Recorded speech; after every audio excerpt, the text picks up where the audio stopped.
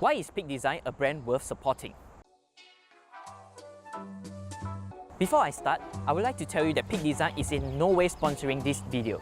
Okay, let me start from the beginning.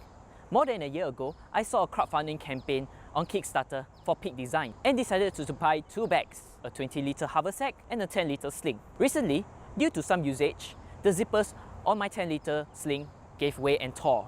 I was worried. If you do not know which bag I'm talking about, do check out the link to the bag videos here.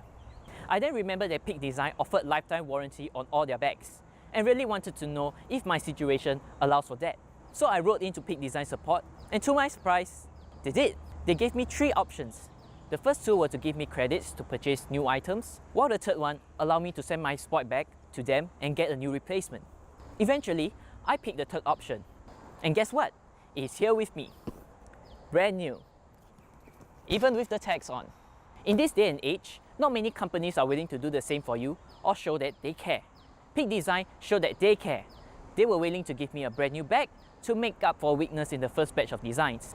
I can safely say that all their products are good and well made. I did not have a reason to use other bags to store my expensive camera gears anymore. Good job, Peak Design. I'm happy I took the chance with you.